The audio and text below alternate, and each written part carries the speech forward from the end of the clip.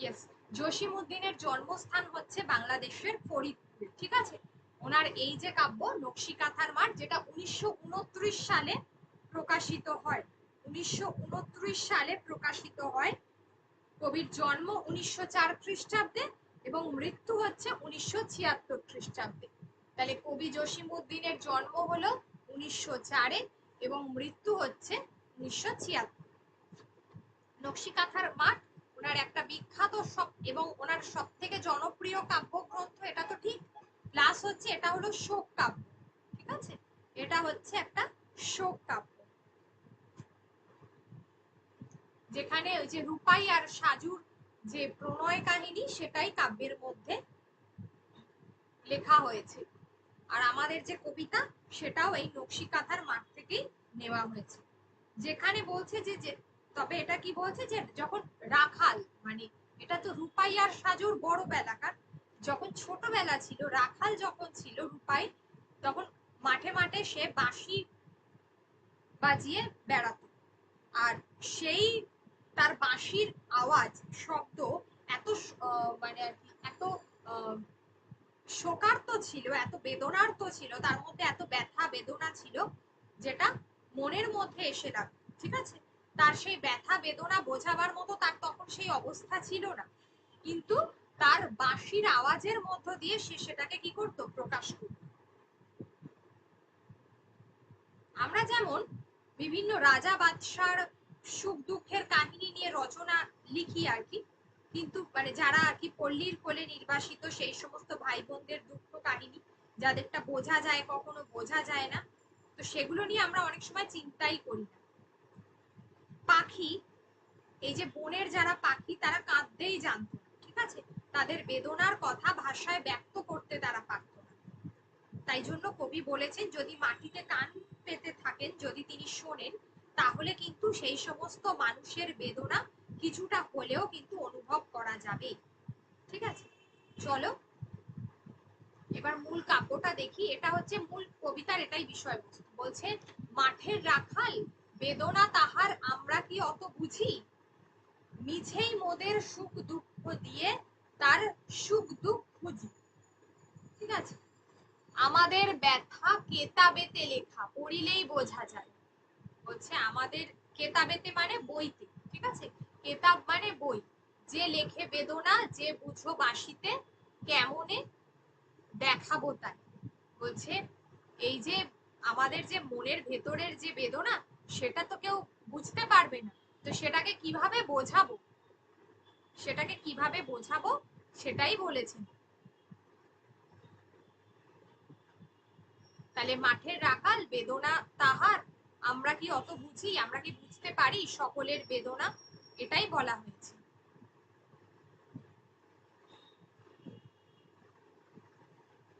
আচ্ছা, এবারে হলো যে এবার কি বলছে, যে অনন্তকাল যাদের বেদনা রহিয়াছে শুধু বুকে, মানে সেই মানুষদের কথা বলেছে যাদের কথা বোঝা যায় না, যাদের কথা বোঝা যায় না সেই মানুষদের কথা এখানে বলা হয়েছে।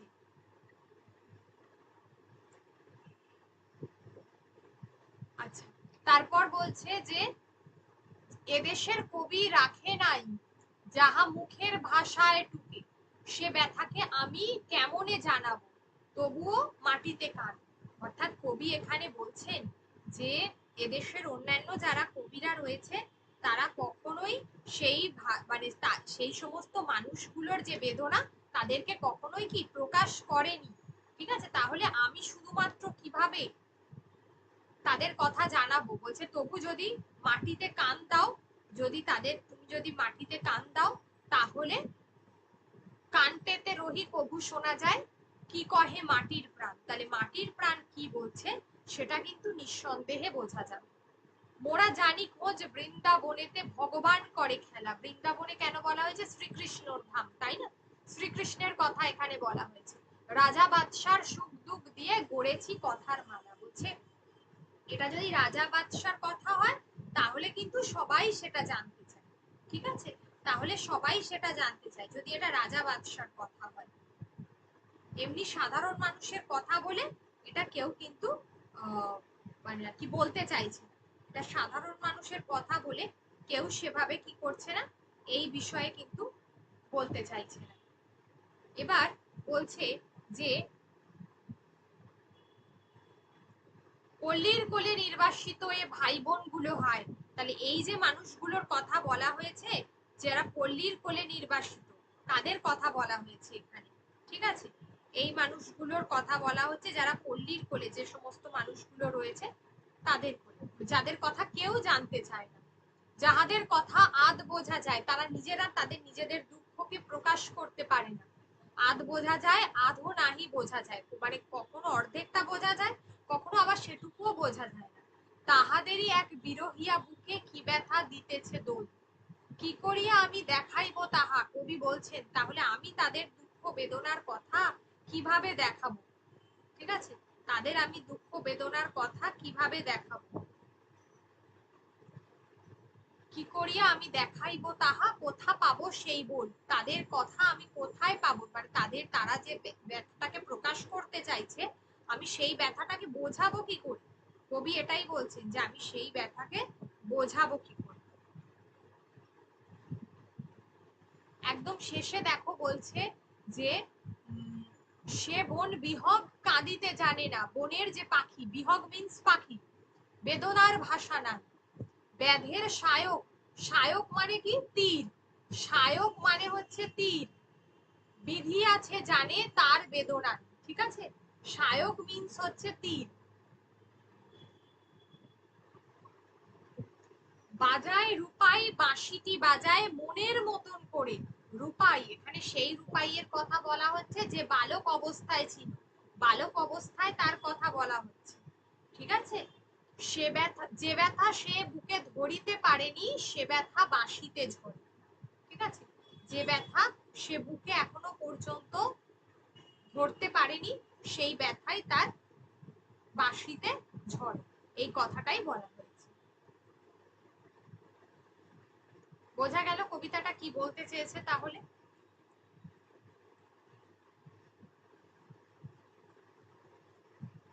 কবি তাহলে কি বলতে চেয়েছেন এখানে, জসিমউদ্দিন এটাই বলতে চেয়েছেন যে, জসিমউদ্দিন এটাই বলতে চাইছেন যে তিনি জানেন না সাধারণ মানুষের কথা। আমরা শুধুমাত্র বইয়ে যে সমস্ত রাজা বাদশার দুঃখ হলে তাদের কথা আমরা জানতে পারি, কিন্তু সাধারণ পাখির যে দুঃখ বা তোমার কি বলে রাখাল মানে ছোট ছোট বালকদের যে দুঃখ, সেই সব বিষয়ে কিন্তু আমরা কিছুই জানতে পারি না, বা তাদের দুঃখ কখনো কিন্তু কবিতার মধ্যে তুলে ধরা হয় না, তাদের দুঃখ কখনো কবিতার মধ্যে তুলে ধরা হয় না। কবি সেই বলছেন যে যদি মাটিতে কান পেতে থাকো তাহলে অবশ্যই কিন্তু সেই মানুষগুলোর দুঃখ খুঁজে পাবে। ঠিক আছে, সেই মানুষগুলোর দুঃখ কিন্তু তুমি তাহলে খুঁজে পাবে।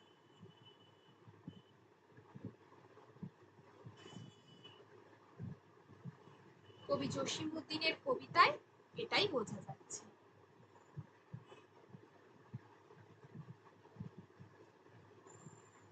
এবারে দেখো, ব্যথার বাঁশি কবিতাটি আমি বলেছি নকশি কাঁথার মাঠ কাব্যগ্রন্থের অন্তর্গত। কবিতাটির নামকরণ করেছেন এখানে ব্যথার বাঁশি, এটা তো পর্ষদের কবিতা, তাই জন্য তোমাদের পর্ষদ থেকে এই নামটি করে দেওয়া হয়েছে। ঠিক আছে, নকশি কাঁথার মাঠ কি জাতীয় কাব্য, এটা হচ্ছে একটা শোক কাব্য, এটা তোমাদের আছে এখানে লেখাই আছে দেখো, এই যে নকশি কাঁথার মাঠ একটা জনপ্রিয় শোক কাব্য, এটা থেকে প্রশ্ন আসে অনেক সময়। এখানে কার প্রণয় বিরহের কাহিনী আছে, নকশিকাঁথার মাঠে কার প্রণয় বিরহের কাহিনী আছে, সেটা হলো কার, রূপাই আর সাজু, রূপাই আর সাজুর প্রণয় কাহিনী কবিতাটিতে চিত্রিত হয়েছে। কার বেদনা আমরা বুঝতে পারি না যদি প্রশ্ন দেয় যে এখানে কার বেদনা বোঝা যায় না, যেটা হচ্ছে দেখো যে মাঠের রাখালের বেদনা আমরা বুঝতে পারি না। এই যে মাঠের রাখাল বেদনা তাহার আমরা কি অত বুঝি, এই যে এই লাইনটা, মাঠের রাখাল বেদনা তাহার আমরা কি অত বুঝি, তাহলে এই মাঠের রাখালের কথা আমরা কি করতে পারি না, বুঝতে পারি না। রাখালের বেদনা কেতাবেতে লেখা থাকলেও কিসে বোঝানো যায় না, রাখালের বেদনা কোথায় কিসে বোঝা যায় না, এই যে দেখো, আমাদের ব্যথা কেতাবেতে লেখা, পড়িলেই বোঝা যায়, মানে যারা সাধারণ মানুষের কথা, কিন্তু রাখালদের বেদনা কোথাও, যে লেখে বেদনা যে বুঝ বাঁশিতে, তাদের বেদনা বাঁশিতে আছে, অবুঝ বাঁশি। ঠিক আছে, মানে বেবুঝ মিন্স এখানে হচ্ছে অবুঝ, যেটা বোঝা যায় না। বেবুঝ বাঁশিতে তাদের কথা লেখা থাকে, তাই জন্য কখনো বোঝা যায় না। আচ্ছা, অনন্তকাল ধরে কাদের বেদনা থাকার কথা বলা হয়েছে, দেখো অনন্তকাল যাদের বেদনা রহিয়াছে শুধু বুকে, কাদের বেদনা অনন্তকাল ধরে আছে? অনন্তকাল ধরে রাখালের বেদনা, রাখালের হৃদয়ে আছে, জমা হয়ে আছে। রাখালের বেদনা রাখালের হৃদয়ে জমা হয়ে আছে। ঠিক আছে, অনন্তকাল ধরে। রাখালের মনের বেদনাকে কখনো বোঝানো সম্ভব নয়, রাখালের মনের বেদনাকে কখনো বোঝানো সম্ভব নয়। বৃন্দাবনেতে কার থাকার কথা বলা হয়েছে? ভগবান শ্রীকৃষ্ণের কথা বলা হয়েছে। আর আমরা কাদের সুখ দুঃখ নিয়ে কথার মেলা গড়েছেন, মানে কবি, অন্যান্য কবিরা রাজা বাদশাহ, তাই তো? কাদের কথা আধো বোঝা যায় আর আধো বোঝা যায় না, যে লাইনগুলো থেকে প্রশ্ন আসতে পারে বলছি, যেটা হলো ওই পল্লীর কোলে যে নির্বাসিত যে ভাই বোনরা আছে, পল্লীর কোলে নির্বাসিত এ ভাই বোন গুলো হয়, এদের কথা অর্ধেক বোঝা যায় আর অর্ধেকটা বোঝা যায় না।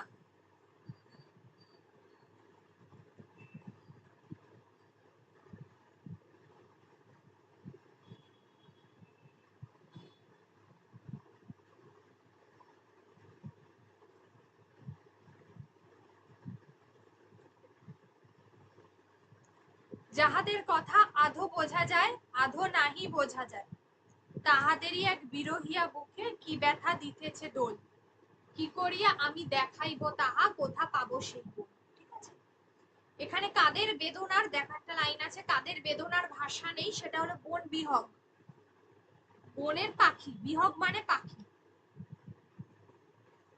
আর রূপাইয়ের যে মনের ব্যথা, সেটা কিসে ব্যক্ত হচ্ছে? রূপাইয়ের মনের ব্যথা সেটা বাঁশিতে ব্যক্ত হচ্ছে, তার বাজানো বাঁশিতে ব্যক্ত হয় রূপাইয়ের মনের ব্যথা। এই হলো কবিতা। তোমাদের এই কবিতাটা ওখানে আমি যেগুলো যেগুলো বললাম সেগুলোই মোটামুটি ভাবে তোমাদের লাইনে দেওয়া আছে। যদি এই দুদিনের নোটসটা একটু চোখ বুলিয়ে থাকো, আশা করি ওগুলোই দেখতে পাবো।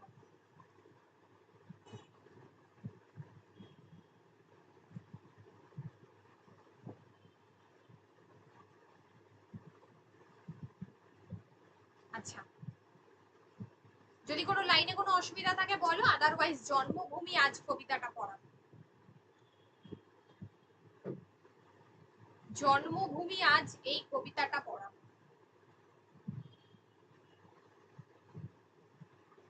জন্মভূমি আজ বীরেন্দ্র চট্টোপাধ্যায়ের লেখা। আগের কবিতাটা থেকে যদি কোনো সমস্যা থেকে থাকে বলতে পারো।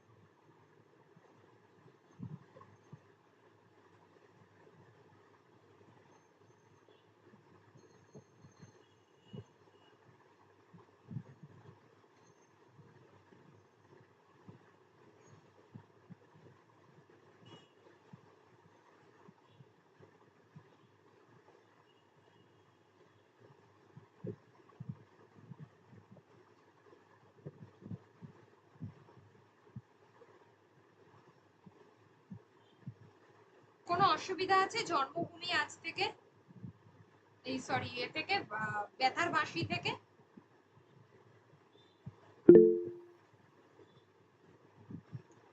চল নেক্সট। আচ্ছা, তাহলে জন্মভূমি আজটা বলি। জন্মভূমি আজ বীরেন্দ্র চট্টোপাধ্যায়ের লেখা। কবির জন্ম 1820 খ্রিস্টাব্দে, নোটে এগুলো দেওয়া আছে, অসুবিধা হওয়ার কথা নয়। মৃত্যু হচ্ছে 1985 খ্রিস্টাব্দে। তাহলে জন্ম হলো 1920-তে আর মৃত্যু হচ্ছে 1985। ঠিক আছে, মৃত্যু হচ্ছে 1985-তে। কবির জন্মস্থান হলো, কবির জন্মস্থান হচ্ছে তোমার কি বলে, ঢাকার বিক্রমপুর জেলায়। ঢাকার বিক্রমপুর জেলায় যেখানে কবির জন্মস্থান। তার এই যে কবিতাটি তার 1972 খ্রিস্টাব্দে লেখা, প্রকাশিত হয় আর কি এই কবিতাটি, যেটা যেটা হচ্ছে মুন্ডহীন ধরগুলি আহ্লাদে চিৎকার করে, মুন্ডহীন ধরগুলি আহ্লাদে চিৎকার করে। এই হচ্ছে কবিতাটির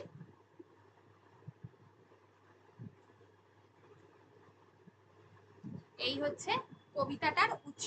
ঠিক আছে, মুন্ডহীন ধরগুলি আহ্লাদে চিৎকার করে।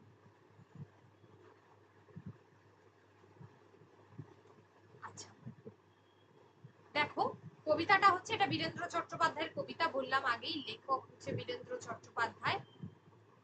বলছে একবার মাটির দিকে তাকাও, একবার মানুষের দিকে, বলছে একবার মাটির দিকে তাকাও, অর্থাৎ কি মাটি এবং মানুষ এই দুইয়ের মধ্যে একটা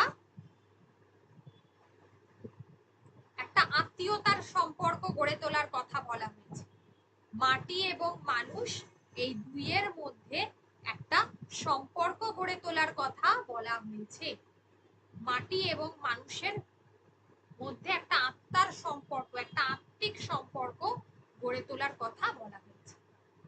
তারপরের লাইনটা, এখনো রাত শেষ হয়নি, অন্ধকার এখনো তোমার বুকের ওপর। অর্থাৎ অন্ধকার মানে কি, এখানে বলছে এখনো তোমার সেই সময়টা শেষ হয়নি। সামাজিক যে প্রতিবন্ধকতা, যে সামাজিক প্রতিবন্ধকতা, যে বঞ্চনা, যে শোষণ, এখানে তার কথা বলা হয়েছে। ঠিক আছে, এখানে তার কথা বলা হয়েছে, সামাজিক বঞ্চনা, শোষণের কথা বলা হয়েছে। বলছে সেই প্রতিকূলতার এখনো শেষ হয়নি, সেটা এখনো তোমার উপর নিঃশ্বাস ফেলছে। আচ্ছা, তাহলে কি করতে হবে? তোমার বুকের ওপর কঠিন পাথরের মতো তুমি নিঃশ্বাস নিতে পারছো না, মাথার উপর একটা ভয়ঙ্কর কালো আকাশ। বলছে তোমার মাথার উপর একটা ভয়ঙ্কর কালো আকাশ, যেখানে তুমি এখনো পর্যন্ত নিঃশ্বাস নিতে পারছো না, এই কথা বলা হয়েছে।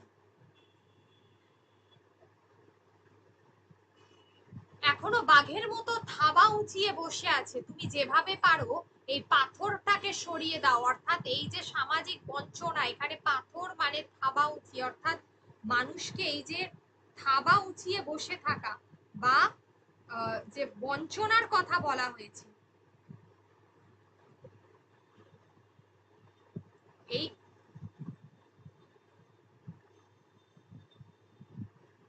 এখানে সেই বঞ্চনার কথা বলা হয়েছে। ঠিক আছে,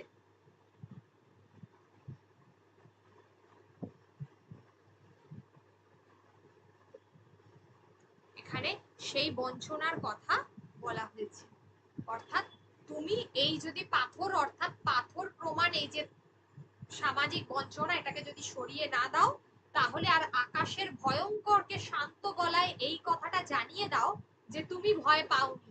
মানে তুমি এই নির্ভীক উদার অবস্থায় তোমাকে জানিয়ে দিতে হবে যে না, তুমি কোনো অবস্থাতেই ভয় পাও না।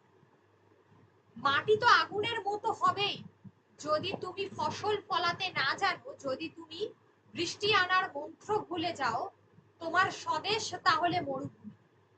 বলছে তুমি যদি মানুষের কাছে, যদি তুমি সঠিক সময়ে,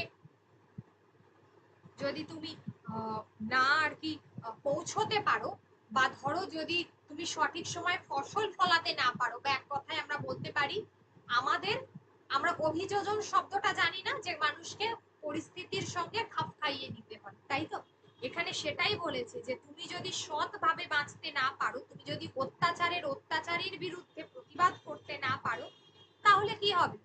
তুমি কি হবে তাহলে? তুমি যদি বৃষ্টি আনার মন্ত্র ভুলে যাও, এখানে বৃষ্টি আনা মানে কি, তুমি নতুনকে আহ্বান করছো, নতুন করে সবকিছু তোমার কি বলে জাগাতে চাইছো, যদি সেটা না হয়, তাহলে জীবনের সার্থকতা কোথায়? তাহলে তুমি জীবনে বড় হতে পারবে না, তোমার বিকাশ হবে না, এক কথায় তোমার উন্নতি হবে না। মানুষের সঙ্গে একাত্মতায় এইভাবে সৃষ্টিশীলতা, সংঘবদ্ধ শক্তির জয় ঘোষণা হয়েছে। ঠিক আছে, অর্থাৎ প্রত্যেককে নিয়ে একসঙ্গে একই সাথে চলতে হবে। মানে সমস্ত মানুষকে একসাথে প্রতিবাদ করতে হবে অন্যায়ের বিরুদ্ধে, কখনো অন্যায়কে প্রশ্রয় দিলে হবে না। কবি বীরেন্দ্র চট্টোপাধ্যায় এই কথাটা বলে গেছেন। আমি জানি না আর এইটা তোমাদের টেক্সট, একটা টেক্সট ছিল, মানে আমি একটা কবিতা পড়েছি বীরেন্দ্র চট্টোপাধ্যায়, তোমরা অনেকে পড়েছো। রাস্তা কারোর একার নয়, সেম ব্যাপার। লেখক কিন্তু তার সব জায়গাতেই তিনি কি করেছেন, অন্যায়ের বিরুদ্ধে, সামাজিক বঞ্চনা শোষণের বিরুদ্ধে প্রতিবাদ করেছেন। বলেছেন যে তুমি কখনো অন্যায় দেখলে কখনো তুমি পিছিয়ে যেও না, যদি তুমি তাকে প্রশ্রয় দাও তাহলে জীবনে তোমার কখনো উন্নতি ঘটবে না। তোমার অর্থাৎ কি, তোমার দেশের সমগ্র মানুষদের, তাদের কথা বলা হয়েছে, সবসময় পিছিয়েই থাকতে হবে। এখানে এখানে মাটি মানে একটা শক্তির কথা বলা হয়েছে। এখানে মাটি কথার অর্থ হচ্ছে, আমি প্রত্যেকটা প্রতীক, এগুলো এক একটা প্রতীক, প্রতীকগুলোর অর্থগুলো তোমাদেরকে বলেছি। মাটি মিন্স হচ্ছে এখানে একটা প্রতীক যেটা হচ্ছে সম্ভাবনাময় শক্তি। মানুষ মানে এখানে হচ্ছে মানবতার মন্ত্র, তাই তো? মানুষ মানে এখানে হচ্ছে মানবতার মন্ত্র। আচ্ছা, তারপরে হলো দেখো, তারপরে হচ্ছে যেখানে আগুন, এই যে আগুন, যেখানে বলছে যে যে কঠিন পাথর, এগুলো হচ্ছে তোমার ধ্বংসের প্রতীক। অন্ধকার, কঠিন পাথর মানে হচ্ছে এখানে বাধা। কঠিন পাথর মিন্স কি, এখানে কঠিন পাথর মানে হচ্ছে বাধা, বাধার প্রতীকের কথা বলা হয়েছে। মরুভূমি যেখানে নিষ্প্রাণ, যার কোনো প্রাণ নেই। আর বৃষ্টি আনার মন্ত্র মানে সহিষ্ণুতার বাণী, সহিষ্ণুতা, শান্তির প্রতীক। আর তুমি মানুষের হাত ধরে যেটা বলেছে, যে সকলকে সম্মিলিতভাবে প্রচেষ্টা করতে হবে, ঠিক আছে? এই যে তুমি যদি বৃষ্টি আনার মন্ত্র ভুলে যাও, অর্থাৎ তুমি যদি সহিষ্ণুতার বাণী প্রচার করতে না পারো, তার কথা বলা হয়েছে এখানে।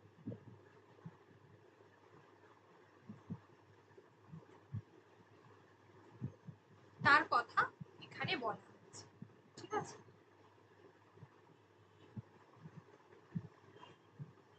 অর্থাৎ সমস্যাদীর্ণ মানুষের কাছে সমাজ, দেশকাল, সমাজের কাছে সচেতনতাই জাগাতে চেয়েছে, ঠিক আছে? এটা এক কথায় বেঁচে থাকার কবিতা, সচেতনতার কবিতা। সমাজের অন্যায় অবিচার যেখানে, সেখানে কবি কি করেছেন, প্রতিবাদ করতে বলেছেন। তিনি উদ্বিগ্নভাবে মানুষের প্রতি আহ্বান জানিয়েছেন। যুগ যুগ ধরে যে পাথরের মতো মানুষের উপর যেভাবে অন্ধকার চেপে রয়েছে, দারিদ্রতা চেপে রয়েছে, তাকে সরাতে হবে, তবেই কিন্তু সার্বিকভাবে কল্যাণ সম্ভব হবে। কল্পনার জগৎ থেকে কবি কি বলেছেন, বেরিয়ে আসতে বলেছেন। দেশের মানুষের উন্নতি করতে হবে মানুষকেই, সেক্ষেত্রে সকলকে একসঙ্গে লড়তে হবে। শুষ্ক মরুভূমির মতো যে মাটি রয়েছে, তাকে পরিশ্রমের মাধ্যমে দূর করতে হবে, ফসল ফলাতে হবে, তবেই কিন্তু মানুষ বাঁচতে পারবে। এই হলো মূল কবিতাটার উদ্দেশ্য। মানবতাই হচ্ছে, মানবতা সহিষ্ণুতা কবিতার মূল উদ্দেশ্য, ঠিক আছে? আচ্ছা, এখানে কয়েকটা জিনিস বলবো। এক হচ্ছে জন্মভূমি আজ কবিতাটির উৎস। একটা অনেক জায়গায় তোমরা পাবে যেটা মুন্ডহীন ধরগুলি আহ্লাদে চিৎকার করে। আবার অনেক জায়গা আছে বেঁচে থাকার কবিতা, এটা বেঁচে থাকার কবিতার কাব্যগ্রন্থের এই মুন্ডহীন ধরগুলো আহ্লাদে চিৎকার করে, সেখান থেকেই নেওয়া হয়েছে, ঠিক আছে? এখনো শব্দটি কবিতায় কেন ব্যবহার করা হয়েছে? এখনো শব্দটি দেখবে কবিতাতে ব্যবহার করা হয়েছে, এটা দুবার ব্যবহার করা হয়েছে এখনো শব্দটি। এই যে এখনো বাঘের মতো থাবা উঁচিয়ে বসে আছে, এখনো রাত শেষ হয়নি। এই যে এই এখনো শব্দটি, যেটা হতাশার ব্যঞ্জনাকে ফুটিয়ে তোলা হয়েছে।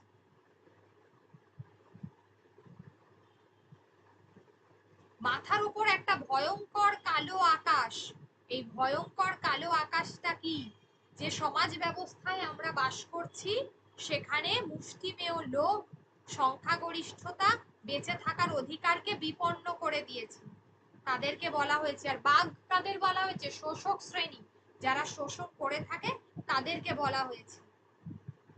কবি বৃষ্টি আনার মন্ত্র, যেটা হচ্ছে সহিষ্ণুতার মন্ত্র, অর্থাৎ এর মাধ্যমে কি, এটার অর্থ হলো বৈপ্লবিক চেতনা, আমরা যে কোনো পরিবর্তন করতে পারি। বিপ্লব মানে কি? এক কথায় পরিবর্তন করা। সমাজে আজ পর্যন্ত যতগুলো বিপ্লব ঘটেছে শুধুমাত্র শোষক শ্রেণীর বিরুদ্ধে প্রতিবাদ করে আবার একটা নতুন পরিবর্তন। তো এক কথায় বৈপ্লবিক পরিবর্তনের কথা বলা হয়েছে। বৃষ্টির মধ্যে সে বোবা অন্ধ হয়ে যায়।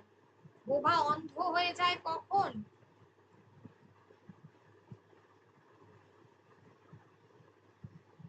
যখন প্রলয় আসে। ঠিক আছে, যখন প্রলয় আসে তখন সে বোবা অন্ধ হয়ে যায়। মাটির দিকে তাকিয়ে প্রতীক্ষা করছে। কে প্রতীক্ষা করছে? মাটি প্রতীক্ষা করছে। ঠিক আছে, মাটির দিকে তাকিয়ে প্রতীক্ষা করার কথা বলা হয়েছে।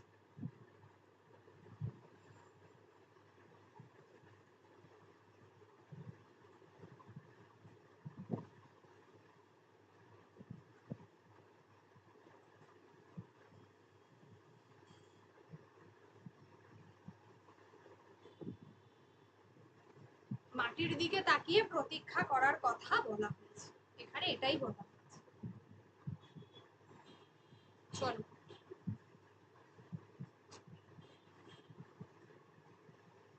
বলো যদি কোনো অসুবিধা থাকে বলো।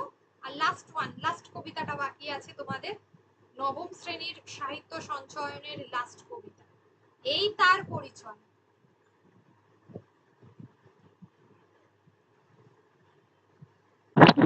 ম্যাম হ্যাঁ, বলছি যে ওই বেঁচে থাকার কবিতা, ওইটার প্রকাশকালটা একবার বলে দেবেন? প্রকাশকালটা হচ্ছে তোমার 1972।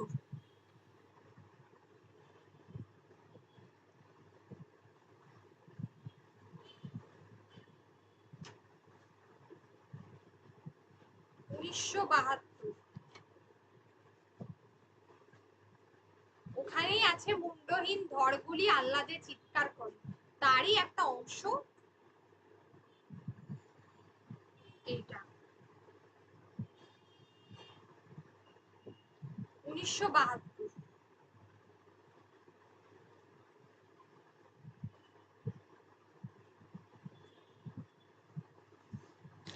আচ্ছা, আর কিছু?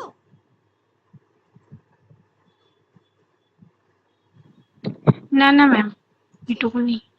এবার হলো কবি। ম্যাম হ্যাঁ, একটা কথা জিজ্ঞাসা করছিলাম, বলছি যে আমাদের মানে এই এসএলএসটি বা এসএসসির ক্ষেত্রে যখন প্রশ্ন আসবে, হ্যাঁ, তখনই কবিতা থেকে কোনো পংক্তি তুলে দিয়ে এরকমটা আসবে না তো, যে এটি কোন কবিতার অংশ বা ক্রম অনুসারে সাজাও, এই ধরনের দেবে না তো? ক্রম মানে কবিতা কি মুখস্থ? অনুসারে সাজাতে দেবে না, কিন্তু পংক্তিটা তুলে দিয়ে বলতে পারে যে এটা কোন কবিতার অংশ। আচ্ছা, আসলে ম্যাম নেট পরীক্ষায় তো দিনের পর দিন এত প্রশ্ন কঠিন করছে, মানে সবই বলছে ক্রম অনুসারে। প্রশ্ন খুব বাজে, খুব বাজে, মানে বাংলা প্রশ্ন। প্রচন্ড, মানে ম্যাম এমন এমন এমন এমন প্রশ্ন দিয়েছে না, মানে বলার কোনো ভাষা নেই। মানে আপনি টেক্সটটা কতবার পড়েছে একটা মানুষ, সেটা জানার জন্য যে কতটা ওরা নিচে নামবে সেটা আর খুঁজে পায়নি। মানে একটা লাইন তুলে দিয়ে বলছে উপন্যাস থেকে যে এটা কততম পরিচ্ছেদের কোন বিভাগ থেকে নেওয়া হয়েছে। তারপরে অধিকাংশ কবিতার লাইনগুলোই বলেছে যে ক্রম অনুসারে সাজাও। মানে খুব কেমন কেমন, খুব টাফ। আসলে যত দিন যাচ্ছে তত প্রশ্ন কঠিন হচ্ছে। হ্যাঁ, আগের বারে দিয়েছিলাম, আগের বারের থেকেও এবারে আরো কঠিন। মানে আবার হয়তো ডিসেম্বরে এই সিলেবাসেই হবে, তা ডিসেম্বরে সিলেবাস আবার চেঞ্জ আরো হবে কঠিন বলেছিল হবে। না?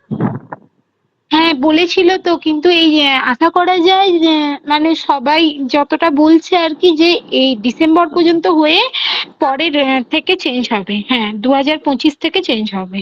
এখনো তো ক্লিয়ারলি কিছু বলেনি যে কবে চেঞ্জ হবে বা কিছু। মানে আর এবারে একটা সমস্যা হয়েছে ম্যাম এই, পরীক্ষাটা। হ্যাঁ ম্যাম, অনলাইনে অনেক ভালো ছিল, অফলাইনে হয়ে ভীষণ সমস্যা হয়ে গেছে। মানে অনলাইনের ক্ষেত্রে। চলো, এবার হলো এই তার পরিচয়, এটা হলো কবিতা সিংহ। আচ্ছা, ওনার ছদ্মনাম হচ্ছে সুলতানা চৌধুরী, এটা খুব ইম্পর্টেন্ট। এই কবিতা সিংহ যার ছদ্মনাম হচ্ছে সুলতানা চৌধুরী। এই কবিতাতে, এটা খুব গুরুত্বপূর্ণ, ঠিক আছে, এই কবিতার মধ্যে কবি ভাস্করের তৈরি একটা একটা মূর্তির সঙ্গে একটা নারীর তুলনা করেছেন, বলছে যে ভেবেছিল আর উঠবে না, ভেঙে গেছে হাঁটু তার, ভেঙে গেছে বুকের পাঁজর, জলে ভাসছে সব প্রাণ, মানে মৃতদেহ।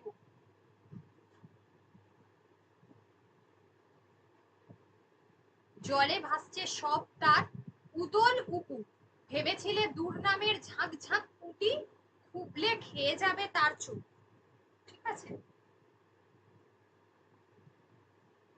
তাহলে ভেবেছিলে যে দুর্নামের ঝাঁক ঝাঁক পুঁটি, খুবলে খেয়ে যাবে তার চোখ। আচ্ছা, এটা কিন্তু উৎস হচ্ছে সহজ সুন্দরী।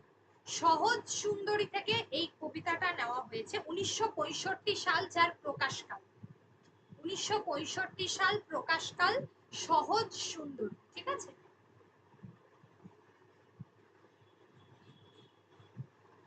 একজন ভাস্কর যিনি অত্যন্ত যত্ন করে একটা মূর্তি তৈরি করেছিলেন, সেই মূর্তি আজকে অবহেলায় জরাজীর্ণ হয়ে গেছে, তার পাঁজর ঘাড় ভেঙে গেছে, বজ্রপাতে শিরদাঁড়া বেঁকে গেছে, তার পাল্লি সবকিছু তোমার কি বলে নষ্ট হয়ে গেছে, মুছে গেছে, তার এমন আনকোরা রূপ কোথায়? বলছে যে যে শোক খেয়ে গেছে তার রক্তের কমজোর কণিকা, তার সব বিষ, সব নীল, সব অহমিকা। অহমিকা মানে তার যে অহংকার, সেটার কথা বলা হয়েছে, অহংকার। আচ্ছা, শিরদাঁড়া মানে তো মেরুদণ্ড, সব মানে হচ্ছে মৃতদেহ, এটা জানো। কীট দষ্ট পুঁথির মতন, মানে আমরা জানি না যে বইকে যখন পোকামাকড়ে খেয়ে নেয় কি হয়, ফুটো ফুটো হয়ে যায়, সেটার মতন।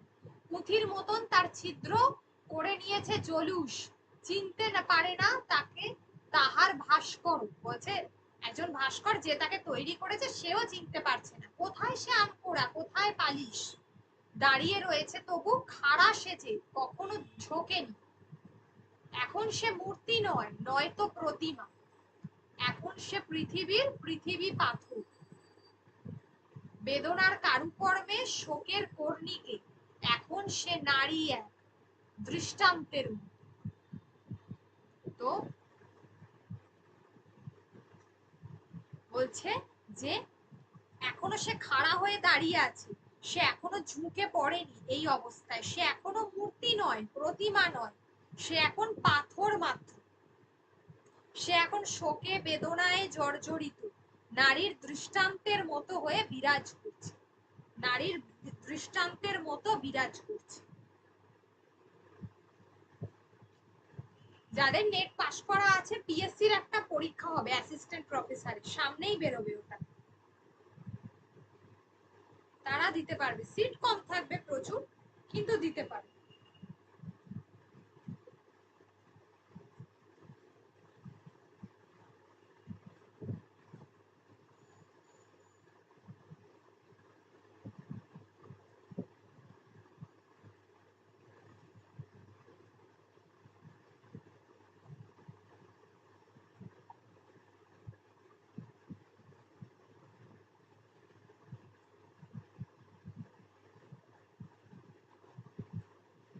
এই হলো কবিতা। ঠিক আছে, এক কথায় যে ভাস্কর তৈরি করেছিল, সে এক সময় দেখতে পাচ্ছে যে এতটাই সেই মূর্তি, তার মূর্তির প্রতি অবহেলা হয়েছে যে ভাস্কর তাকে চিনতে পারছে না। ঠিক আছে, পুরো অবহেলায় জরাকীর্ণ হয়ে দাঁড়িয়েছে, তার জরাকীর্ণ হয়েছে, এবং মূর্তিটা কি হয়েছে, তার পাঁজর ভেঙে গেছে, তার বজ্রপাতে তার শিরদাঁড়া বেঁকে গেছে, তার পালিশ মুছে গেছে।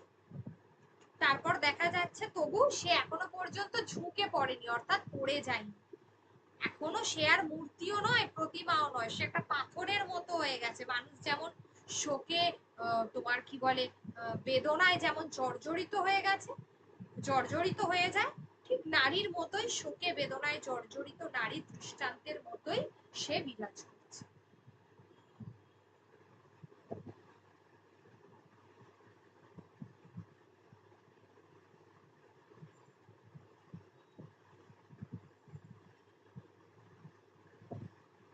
তাহলে এই গেল তোমাদের এই তার পরিচয় কবিতাটি।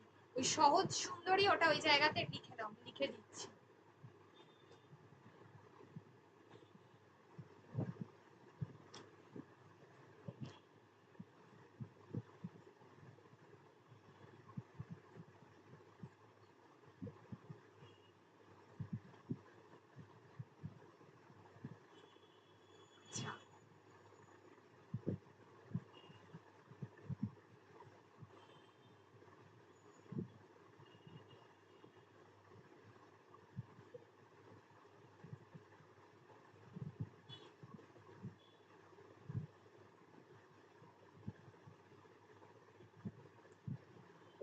অর্থ হচ্ছে এই হ্যাঁ, সহজ সুন্দরী হচ্ছে। আর তোমার কি বলে,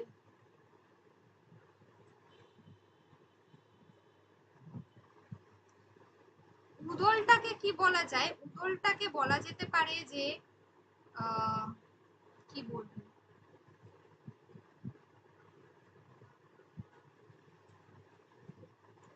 মানে এক কথায় পালিয়ে যাওয়া।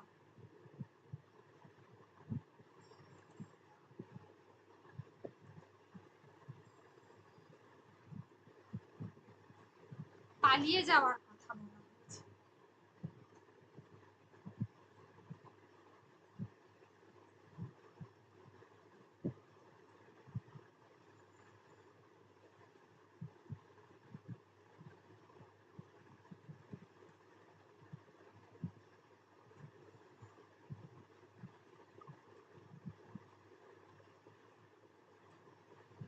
সুলতানা চৌধুরী এটা দিয়ে দিয়েছি। কবিতাটার এ হচ্ছে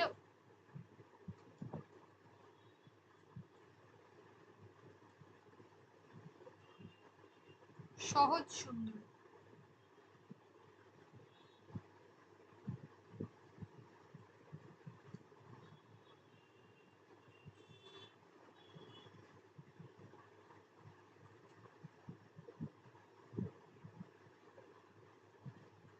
সহজ সুন্দরীর কথা বলা হয়েছে।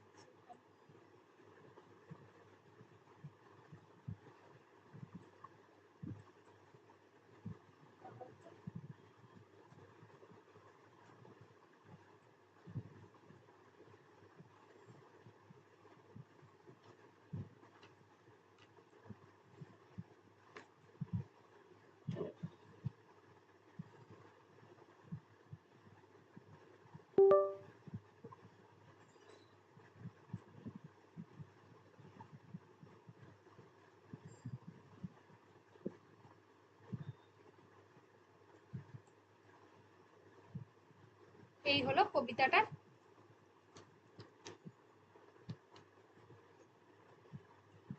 উৎস।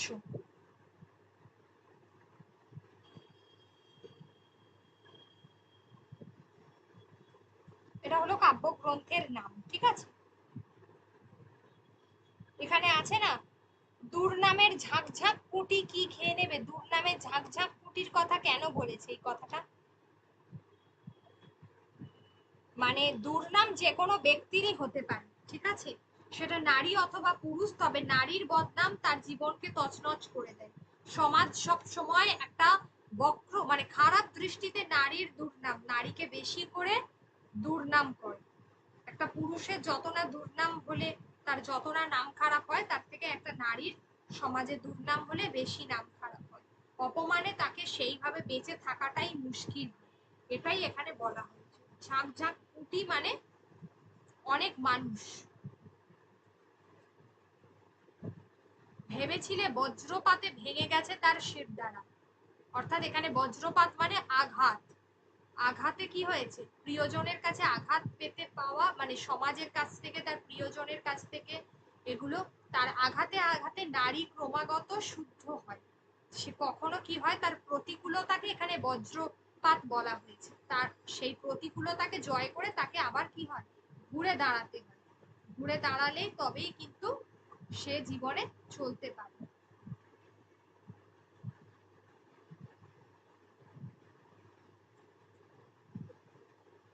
মূর্তিটির সব কোথায় ভাসছে, জলে ভাসছে, আর বজ্রপাতে শিরদাঁড়া ভেঙে গেছে।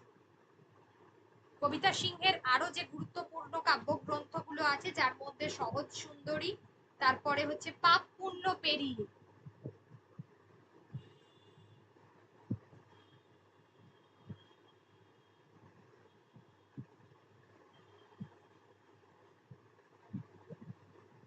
পাপ পুণ্য পেরিয়ে,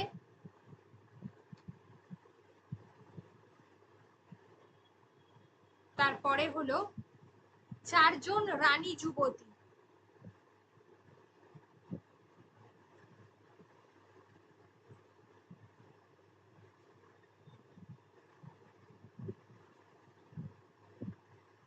ব্যাস এইগুলো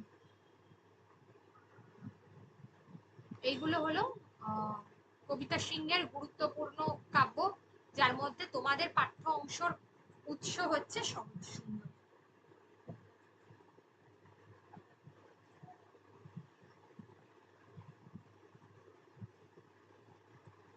কবিতা মোটামুটি তোমাদের শেষ। আমাকে একবার জাস্ট বলে দাও, একটু মিলিয়ে নাও যে সবকটা কবিতা হয়েছে কিনা। আমি কবিতাগুলোর নাম বলছি, চট জলদি বলবে সবগুলো হয়েছে কিনা। কলিঙ্গ দেশে ঝড় বৃষ্টি, কলিঙ্গ দেশে ঝড় বৃষ্টি হয়েছে।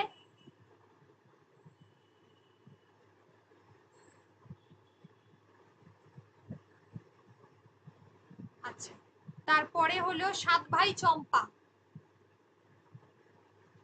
সাত ভাই চম্পা। আচ্ছা, তারপরে হচ্ছে এই জীবন, এই জীবন। আচ্ছা, তারপরে হচ্ছে নূতন জীবন,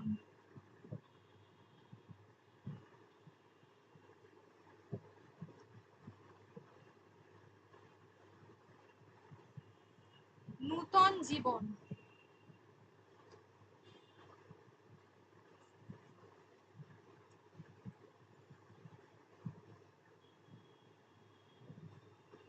নূতন জীবন হয়নি, নূতন জীবনটা।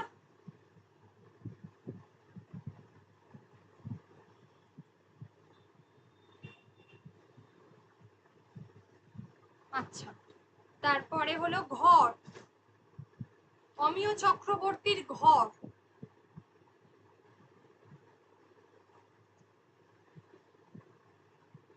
নোঙর, নোঙর আর খেয়া, নোঙর।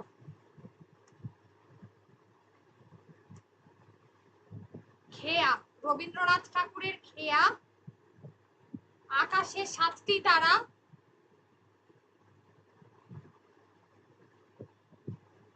ঠিক আছে। আবহমান থেকে তো কাল করিয়েছি, আবহমান, ভাঙার গান, আমরা, ব্যথার বাঁশি, জন্মভূমি আজ, এই চার পরিচয়। তাহলে সবগুলো হয়ে গেছে তো, কমপ্লিট। এই কটা তোমাদের হচ্ছে পদ্য, কবিতা। একবার তো বাড়িতে চেক করে নেবে সবাই। আর আমাদের তাহলে গদ্য বাকি আছে।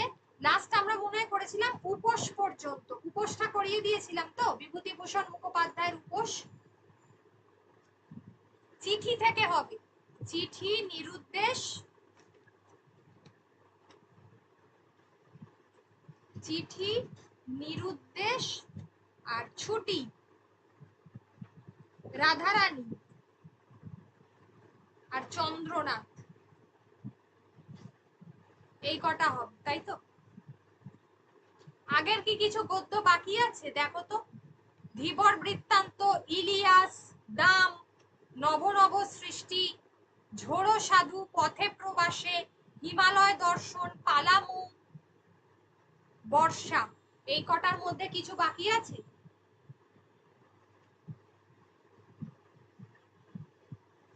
এগুলো সব কটা হয়ে গেছে, শুধু চিঠি থেকে হবে, চিঠি থেকে পড়িয়ে দেবো। ঠিক আছে,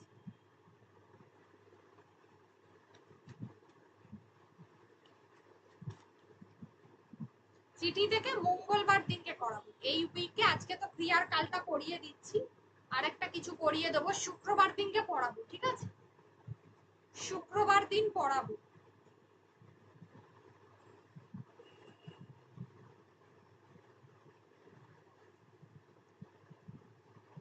এবার তোমরা বলো, শুক্রবারও পড়তে পারো, আদারওয়াইজ শনিবারও পড়তে পারো। শনিবারটা আমি ফাঁকা আছি এই মুহূর্তে, শনিবারেও পড়তে পারো।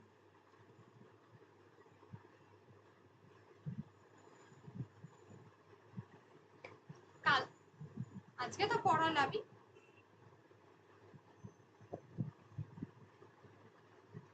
এবার ক্রিয়ার কালটা পড়িয়ে দিই।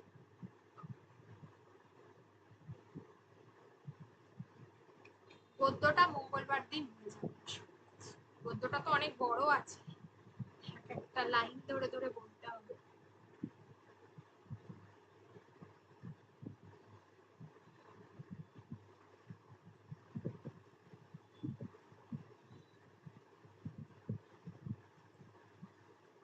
আজকে আমরা পড়বো ক্রিয়ার কাল। আচ্ছা, পরীক্ষাটা কবে নিব? আচ্ছা, পরীক্ষাটা এই মাসের শেষে নেব, তারিখটা দেখে বলে দিচ্ছি।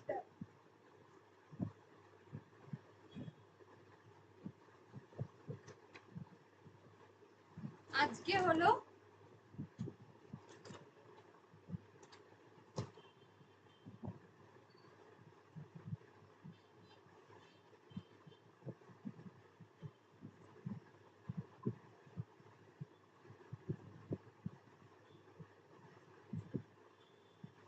আজকে হচ্ছে কত তারিখ? আজকে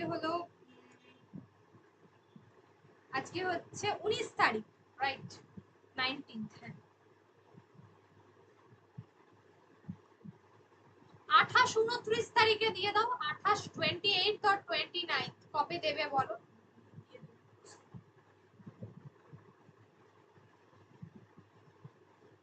কবে? তো আগের বার মনে হয় 27 তারিখে দিয়েছিলে, ওরকমই কিছু দিয়ে দাও। 27 28 তারিখে, 28 তারিখে দিয়ে দাও।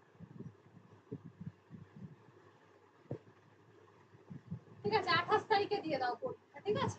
28 তাহলে কোয়েশ্চেন দিয়ে দেবো, পুরো আদি মধ্যযুগ।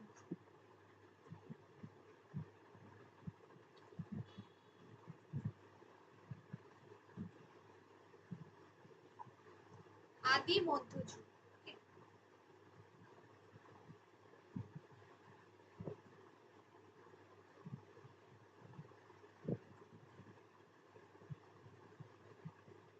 আচ্ছা, ক্রিয়ার কাল আজকে শুরু করব।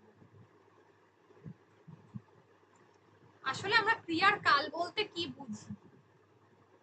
ক্রিয়ার কাল বলতে আমরা এটুকুই বুঝি যে ক্রিয়াটা কখন সংগঠিত হচ্ছে, যে সময়ের ওপর সংগঠিত হচ্ছে সেটাকেই আমরা বলছি ক্রিয়ার কাল। যদি এখন হয় তাহলে বর্তমান কাল, যদি এমন হয় যে অতীতে হয়ে গেছে এখন আর হচ্ছে না তাহলে অতীত কাল, আর যদি অতীতেও হয়নি আর এখনো হচ্ছে না ভবিষ্যতে হতে পারে তাহলে মানে আগামীতে হবে, তাকে আমরা বলবো ভবিষ্যৎকাল। ওকে?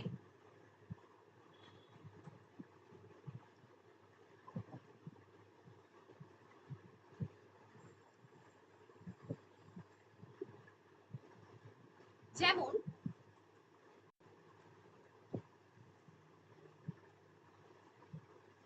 যেমন হচ্ছে, আচ্ছা তাহলে এবার আমরা বর্তমান কাল,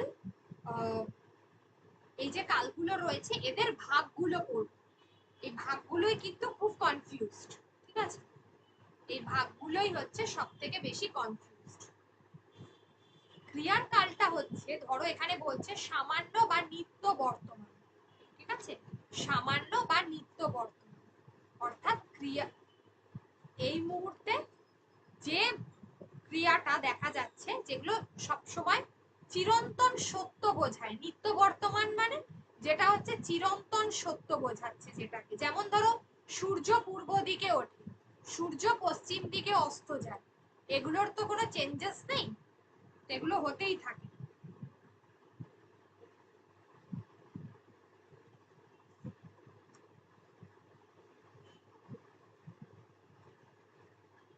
তাহলে এগুলোর কোনো চেঞ্জেস হয় না, এগুলো সব সময় হতে থাকে। তা এগুলো হচ্ছে চিরন্তন সত্য বা যেটাকে আমরা বলে থাকি ইটারনাল ট্রুথ।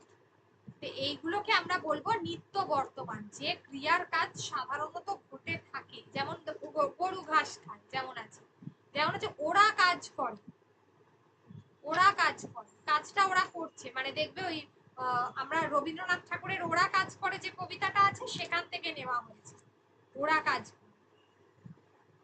মানে যারা শ্রমজীবী মানুষ তাদেরকে সারা জীবন খেটে খেতে হয়, এখানে তার কথাই বলা হয়েছে। যে সমস্ত শ্রমজীবী মানুষরা আছে তাদেরকে চিরটা কাল খেটে খেতে হয়, ঠিক আছে? তাই জন্য এটাকে আমরা বলছি যে ওরা কাজ করে, এই কারণে আমরা বলছি। এইটাই হলো নিত্য বর্তমান। এবার হলো ঐতিহাসিক বর্তমান। অতীতে কোনো একটা ঘটনা ঘটে গেছে, ভালো করে শুনুন, অতীতে কোনো একটা ঘটনা ঘটে গেছে, কিন্তু ঘটনাটা অতীতে ঘটলেও তার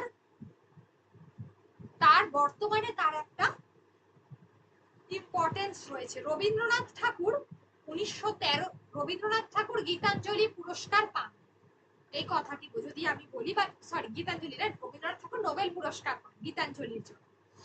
তাহলে রবীন্দ্রনাথ ঠাকুরের কি হবে, নোবেল পুরস্কার পান।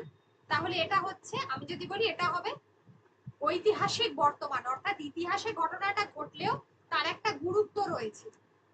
আর যদি আমি বলি যে রবীন্দ্রনাথ ঠাকুর 1913 খ্রিস্টাব্দে নোবেল পুরস্কার পেয়েছিলেন, তাহলে কিন্তু সেটা অতীতকাল বোঝায়। ঠিক আছে, বাংলাদেশ 1971 সালে স্বাধীন রাষ্ট্র হিসাবে আত্মপ্রকাশ করে।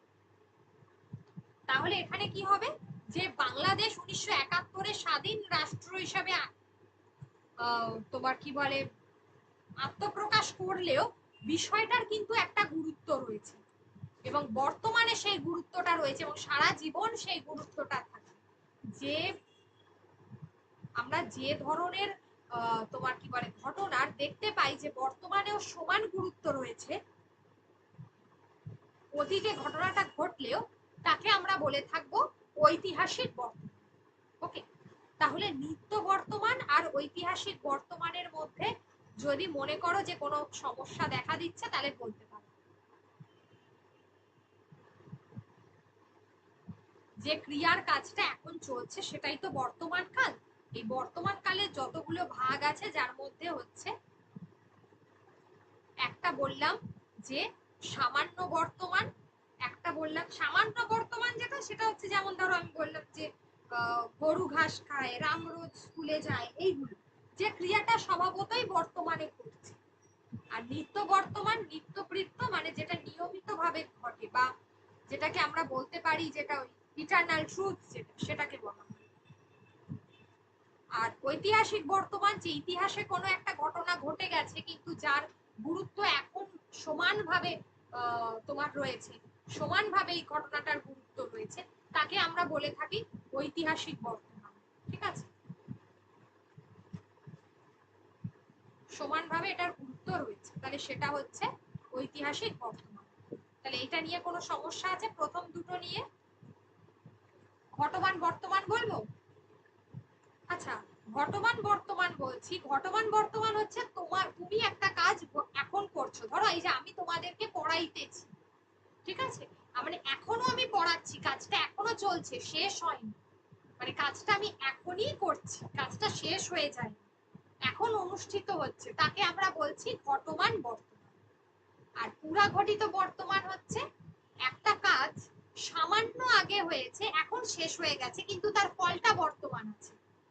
একটা কাজ কিছুক্ষণ আগে শেষ হয়েছে, সকাল থেকে বৃষ্টি হচ্ছে, ঠিক আছে, তাহলে সকাল থেকে বৃষ্টি হচ্ছে, যে কাজটা সকাল থেকে বৃষ্টি হচ্ছে, মানে সকাল থেকে বৃষ্টি হয়েই আছে, ঠিক আছে, যদি আমি এটা বলি তাহলে সকাল থেকে বৃষ্টি হয়েছে, এখন কাজটা বৃষ্টি থেমে গেছে, এখন আর হচ্ছে না, কিন্তু তার ফল বর্তমান আছে, অর্থাৎ রাস্তায় চতুর্দিকে জল জমে গেছে, এটা হচ্ছে তার ফল, এটা বর্তমান আছে। তাহলে এটাকে আমরা বলবো পুরা ঘটিত বর্তমান, কাজটা কিছুক্ষণ আগে শেষ হয়ে গেছে কিন্তু তার ফল বর্তমান রয়েছে, সেটাকে আমরা বলবো পুরা ঘটিত বর্তমান। আর বর্তমানের একটা ভাব হয়, ভাব যেটাকে আমরা বলি ক্রিয়ার ভাব, এই যে আদেশ, অনুরোধ, এইগুলো বোঝানো হয়, সেটাকে বলা হচ্ছে ক্রিয়ার ভাব।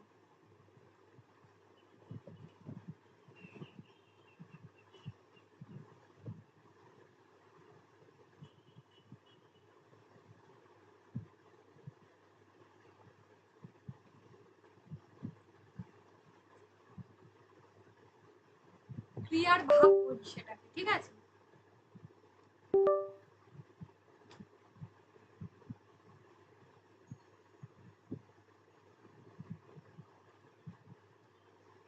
ক্রিয়ার ভাব মানে যেখানে আদেশ, উপদেশ, অনুরোধ এইগুলো প্রকাশিত হয়, তাকে বলা হচ্ছে ক্রিয়ার ভাব। এই ক্রিয়ার ভাবটা দুটো কালে আমরা দেখতে পাই, একটা আমরা বর্তমান কালে দেখতে পাবো, আর একটা আমরা ভবিষ্যৎ কালে দেখতে পাবো। অতীত কালে কিন্তু দেখতে পাবো না, অতীত কালে কিন্তু আমরা দেখতে পাবো না, একটা বর্তমান কালে দেখতে পাবো, একটা ভবিষ্যৎ কালে দেখতে পাবো। তাহলে এই চারটে নিয়ে যদি কারোর কোনো অসুবিধা থাকে পুরো বর্তমান কালটাকে নিয়ে, তাহলে বলো। বর্তমান অনুজ্ঞা মানে যেখানে আদেশ, অনুরোধ, উপদেশ, প্রার্থনা, আশীর্বাদ এইগুলো বোঝাচ্ছে, কিন্তু এগুলো বর্তমান কালের নিরিখে হতে হবে। যেমন এসো আমার ঘরে, দাঁড়াও পথিক বল, তুমি কাউকে আদেশ করছো, দাঁড়াও পথিক বল, ঠিক আছে। ধরো আমি একটা বাক্য বলছি, রবীন্দ্রনাথ চোখের বালি লিখেছেন, এটা কি হবে? রবীন্দ্রনাথ চোখের বালি লিখেছেন, এটা কি হবে?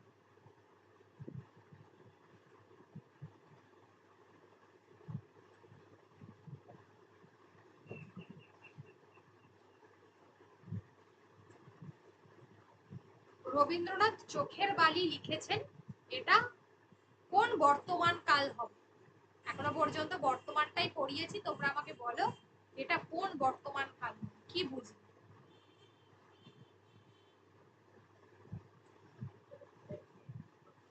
ঐতিহাসিক বর্তমান হবে না এটা।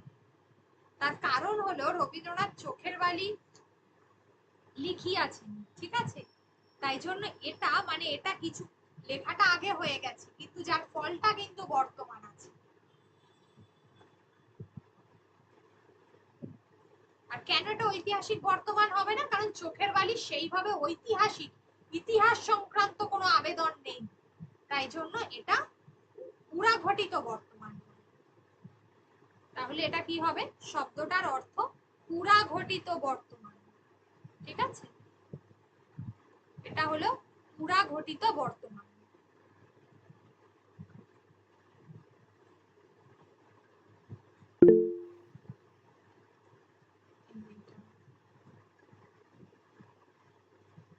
এগুলো যত বেশি প্র্যাকটিস করবে তত বেশি ক্লিয়ার।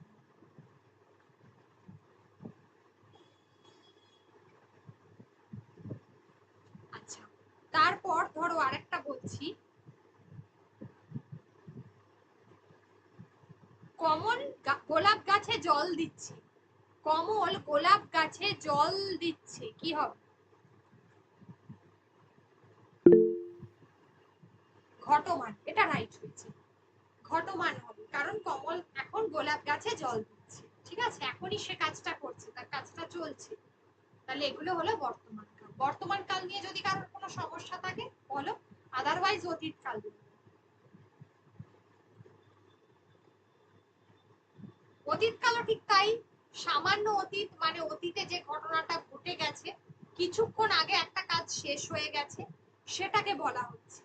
বা যে ক্রিয়াটা পূর্বে সম্পূর্ণ হয়ে গেছে তাকে অতীত। যেমন সে স্কুলে গেল, কি রিজু স্কুল থেকে সবেমাত্র বাড়ি ফিরেছে, অর্থাৎ তার কাজটা শেষ হয়ে গেছে অতীতকালে। তাহলে সেটা হবে সামান্য অতীত, ঠিক আছে? সামান্য অতীত। ঘটমান অতীত কোনটা হবে? ঘটমান অতীত হচ্ছে যে একটা ঘটনা যেটা অতীতে অনেকক্ষণ ধরে ঘটিয়েছিল, অর্থাৎ কোনো একটা ঘটনা অতীতে অনেকক্ষণ ধরে ঘটেছিল। ধরো সে ঘুমাইতে ছিল, সে অনেকক্ষণ ধরে ঘুমিয়েছিল, সে গান গাইতে ছিল। তাহলে এই যে অনেকক্ষণ ধরে গাইছিল, এটা বোঝালে ঘটমান অতীত। যেমন তুমি আমাদের এখানে আসিতেছিলে, অতীতে তুমি অনেকক্ষণ ধরে আসছিলে, সেটা হবে ঘটমান অতীত। আর পুরা ঘটিত অতীতটা কি? যে ক্রিয়ার কাজটা অতীতে সম্পন্ন হয়ে গেছে, বর্তমানে তার আর কোনো ফল বাকি নেই। যে ক্রিয়ার কাজটা অতীতে সম্পন্ন হয়ে গেছে, বর্তমানে তার আর কোনো ফল বাকি নেই, তাকে আমরা বলছি পুরা ঘটিত অতীত। অতীতে কোনো কাজ শেষ হয়ে গেছে, বর্তমানে তার আর কোনো কিছু বাকি নেই, তাকে আমরা বলবো পুরা ঘটিত অতীত।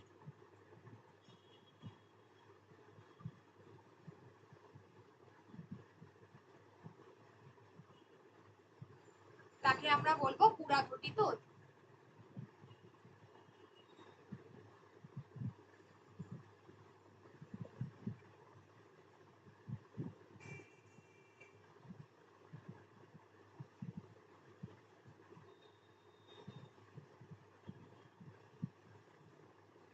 তাহলে পুরা ঘটিত অতীত হলো অতীতে কোনো একটা কাজ শেষ হয়ে গেছে। যেমন আমি বললাম যে সেবার পুজোয় অনেক টাকা খরচা হয়েছিল, তাহলে পুজোয় খরচা হয়ে গেছিল, তার আর ফল কিছু বাকি নেই, পুজোর সময়তেই কাজটা কমপ্লিট হয়ে গেছে। ঠিক আছে, যেমন চিত্ত গত মাসে 5 দিন অফিস কামাই করেছিল, 5 দিন গত মাসে করেছিল, এই মাসের সঙ্গে তার কোনো ফল বাকি নেই, সেটা হলো পুরা ঘটিত অতীত। রবীন্দ্রনাথ অল্প বয়সে পিতা দেবেন্দ্রনাথের সঙ্গে হিমালয়ে গিয়েছিলেন। রবীন্দ্রনাথ অল্প বয়সে পিতা দেবেন্দ্রনাথের সঙ্গে হিমালয়ে গিয়েছিলেন, এটা হবে পুরা ঘটিত অতীত।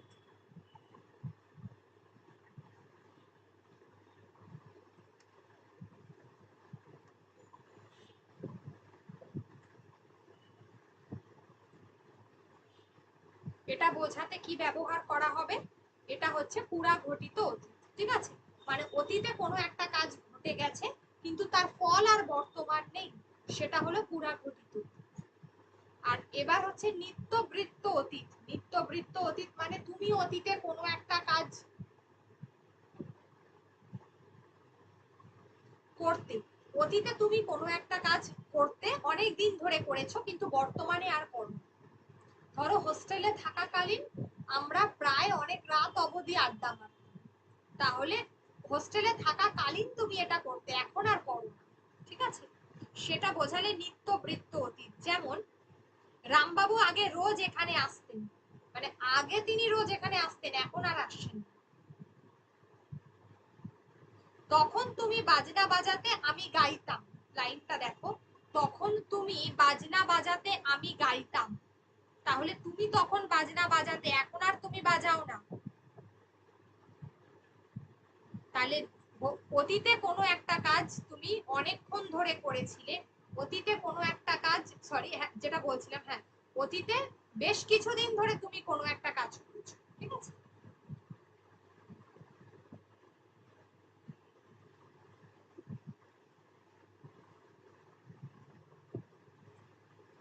অতীতে বেশ কিছুদিন কোনো একটা কাজ করেছো, এখন আর করো না, তাহলে সেটা হবে নিত্যবৃত্ত অতীত। ঠিক আছে, তাহলে অতীত নিয়ে কোনো সমস্যা আছে?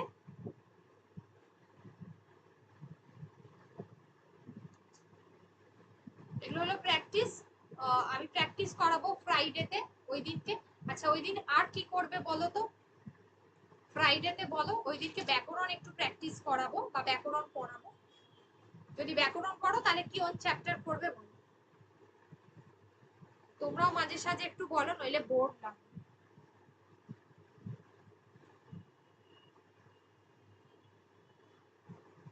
কোন টপিকটা করতে চাও? বাচ্চু, ঠিক আছে, ঠিক আছে, ওকে, তাহলে সেদিনকে আমরা ব্যাকরণ প্র্যাকটিস করবো আর বাচ্চু। ঠিক আছে, ওই দিন ব্যাকরণের জন্য থাকবে। আচ্ছা ভবিষ্যৎকালটা পড়িয়ে দিচ্ছি, এটা পড়ে রাখবে কারণ এটা প্র্যাকটিস করবো আমরা। আর এর আগে কি কিছু প্র্যাকটিস হয়েছিল, কিছু প্রশ্ন দিয়েছিলাম তার উত্তরটা এখনো বাকি আছে, করব। রিমিকা সেদিন অ্যাটেন্ড করবে ক্লাস, তাহলে তোমার ওই উত্তরগুলো বলে দেবো, বর্ণ আগের যে কোয়েশ্চেনের যে জায়গাগুলো। ম্যাম, হ্যাঁ বল। ম্যাম বলছি যে আপনি যেদিনকে এক্সট্রা পড়ান না ওই ডেটগুলোতে যদি ব্যাকরণ না করান তাহলে আমার খুব সুবিধা হয়, কারণ আমার তো মানে অন্য দিনগুলো সন্ধেবেলায় অন্যান্য কাজ থাকে, এই দুদিন পড়ানো থাকে, বাকি পড়া থাকে, বাকি দিনগুলো আমার পড়ানো থাকে। আচ্ছা আচ্ছা, এবারে হ্যাঁ, আপনি এক্সট্রা ক্লাসে যদি টেক্সট করিয়ে দেন আমার কোনো অসুবিধা নেই, বা সাহিত্যের ইতিহাসও করালেও আমার কোনো সমস্যা নেই, আমি মানে রেকর্ডিংটা শুনে নিতে পারবো। আর ব্যাকরণটা করালে রেকর্ডিংটা শুনে নিই, কিন্তু অনেক সময় তো অনেক অসুবিধা থেকে যায়, সেই জন্যই বলছিলাম যদি এটা হয় তাহলে, এটা আমার একটা অনুরোধ ছিল আর কি। বোঝাবো না তো, এমনি নরমালি ওদেরকে বলেছি যখন বাচ্চাটা করিয়ে দেবো, ওটা তো ইজি আছে, অত বেশি কঠিন না। আর তার সঙ্গে বাচ্চা ওরা করিয়ে দিয়ে তাহলে টেক্সটটা বরং পরের দিন এটা বরং ব্যাকরণটা পরের দিন প্র্যাকটিস করিয়ে দেবো। ঠিক আছে, বাচ্চাটা ওদেরকে করিয়ে সাহিত্যের ইতিহাস করিয়ে, ঠিক আছে। হ্যাঁ ম্যাম, সেটা তাই করাবেন, কিন্তু অন্যদিন আপনি যেদিনই এক্সট্রা ক্লাসগুলো নেবেন না সেগুলো যদি এই সন্ধ্যের দিকে হয় তাহলে তো আমি করতে পারি না, সেই জন্যই বলছিলাম ওই সময় যদি ব্যাকরণটা না করিয়ে টেক্সট পড়ান, দিয়ে এই যে দুদিন আপনার পড়ানোর ডেট সেই দুদিন আপনি ব্যাকরণটা করান তাহলে সুবিধা হয়। তো তোমরা ফ্রাইডেতে দুপুরে ফ্রি আছো 3:30 থেকে সবাই?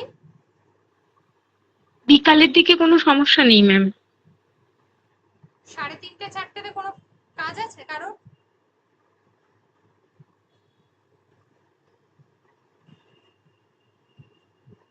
চাইলে বিকেলের দিকেও করাতে পারি, 4টে থেকে ক্লাসটা করিয়ে দিলাম সেদিনকে।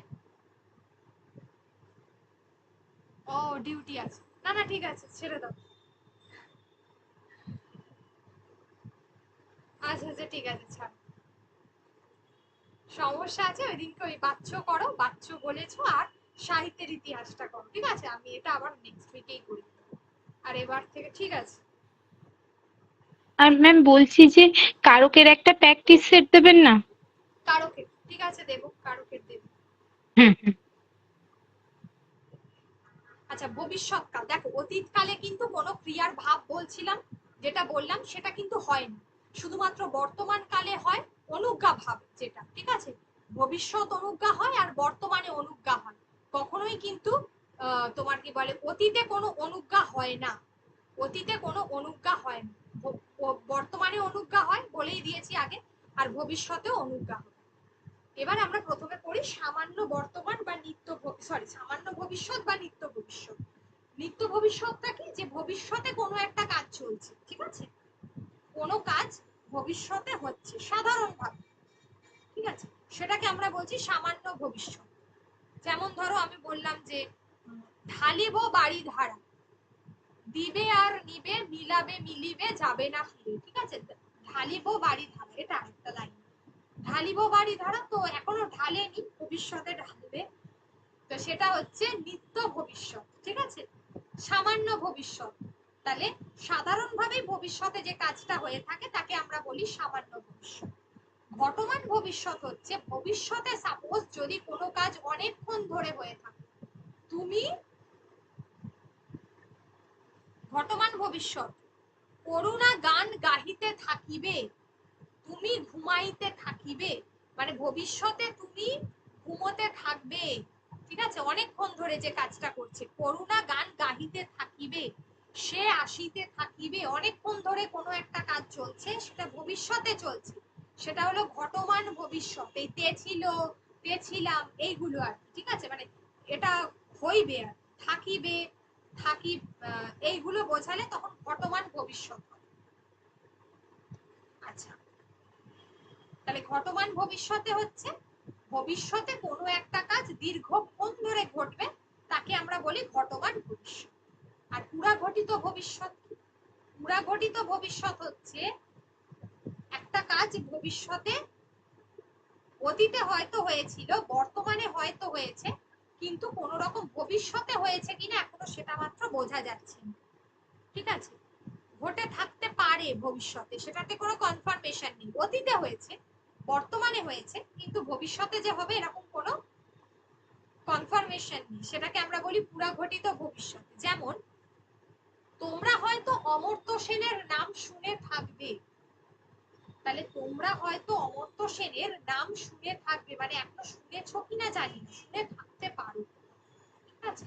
এই একটা দেখবে সংশয়বাচক শব্দ থাকবে, সংশয়বাচক শব্দ থাকলে তাকে আমরা বলবো পুরাঘটিত ভবিষ্যৎ। তাহলে পুরাঘটিত ভবিষ্যতে কি হবে, একটা সংশয়বাচক শব্দ থাকবে।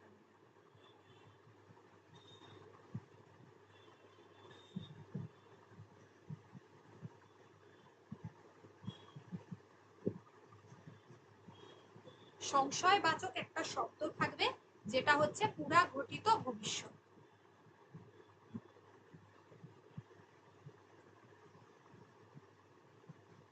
আর নিত্যবৃত্ত ভবিষ্যৎ যেটাকে আমরা বলে থাকি, যে আলাদা করে এর কোন রকম রূপ পাওয়া যায় না, মূলত ঘটমান ভবিষ্যৎটাকেই নিত্যবৃত্ত ভবিষ্যৎ বলা হয়, ঘটমান ভবিষ্যৎটাকেই নিত্যবৃত্ত ভবিষ্যৎ বলা হয়, ঠিক আছে? আলাদা করে সেরকম ভাবে বা ওই সামান্য ভবিষ্যতের মতোই এই রূপটাকে ধরা হয়, এর আলাদা করে কোনো রূপ পাওয়া যায় না। আর ভবিষ্যৎ অনুজ্ঞা, যেটা ভবিষ্যতে কোনো আদেশ, উপদেশ, অনুরোধ, প্রার্থনা, এইগুলো ভবিষ্যতে তুমি, বা ধরো তুমি স্টেশনে অপেক্ষা করবে, যেটা দেওয়া আছে যে তুমি স্টেশনে অপেক্ষা করবে, এটা বোঝালে কি হবে, এটা হচ্ছে ভবিষ্যৎ অনুজ্ঞা, মানে আদেশ করছে, ঠিক আছে? অনুগ্রহ করে একবার আমাদের বাড়িতে আসবে, এইটাকে বলা হচ্ছে ভবিষ্যৎ অনুজ্ঞা। তাহলে তাহলে মূলত এই অনুজ্ঞা ভাব দুটো কালে দেখা যায়, একটা বর্তমান কাল, একটা ভবিষ্যৎ কাল। অতীত কালে কোনো অনুজ্ঞা ভাব দেখা যায় না, এটা খেয়াল রাখতে হবে।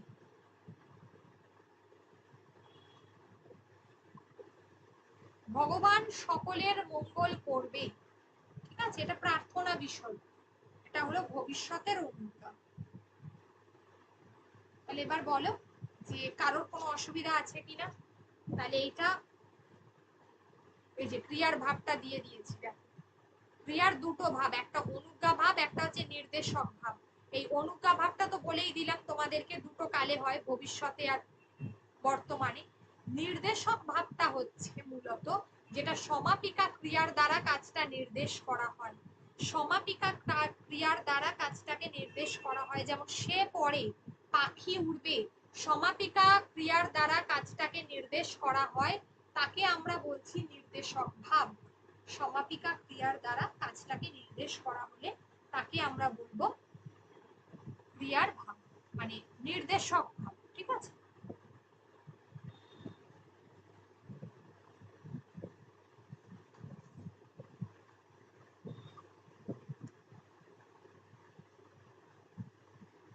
এই দুটো ছাড়াও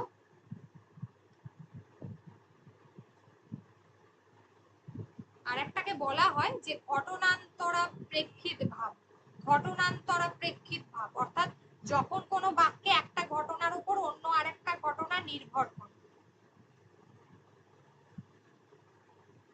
বলছে যে পাখির মতো আমারও দুটো যদি ডানা থাকতো তাহলে আমি উড়ে বেড়াতাম, এটাকে আমরা বলছি ঘটনান্তরা জনিত প্রেক্ষিত ভাব। একটা ঘটনার উপর আরেকটা ঘটনা নির্ভর করছে, খুব একটা দেয় না, জাস্ট বলে রাখলাম এটা একটা ভাব, ঠিক আছে। মূলত দুটো ভাবই চলে, একটা নির্দেশক ভাব, একটা হচ্ছে অনুজ্ঞা ভাব, আর একটা হলো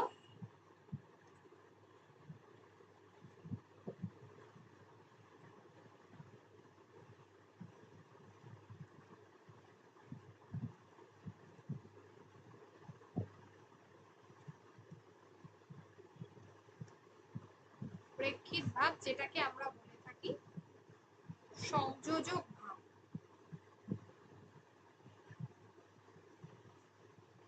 ক্রিয়ার একটা বাক্যে একটা ঘটনার উপর আরেকটি ঘটনা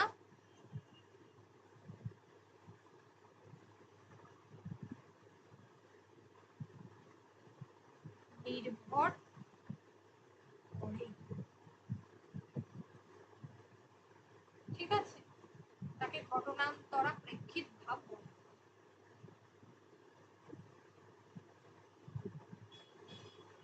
এই হলো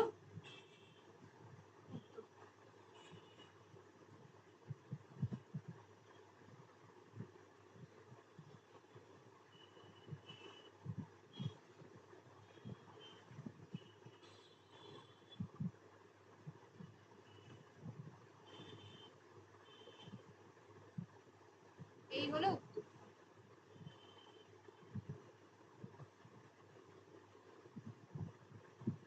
তাহলে মোটামুটি ভাবে ক্রিয়ার কালটা করিয়ে দিলাম, পদ হয়ে গেছে, বাচ্চটা নেক্সট দিন। আর বাংলা সাহিত্যের ইতিহাস আধুনিক যুগ ধরবো। আধুনিক যুগ এটা পড়াতে শুরু করব আমি। উপন্যাস, উপন্যাসের জায়গাটা মানে কথার সাহিত্যটা অনেক বড় আছে, অনেক ডিটেলে পড়তে হবে, একটু একটু করে পড়াতে হবে। ওকে, কোনো কোয়েশ্চেন থাকলে বলো।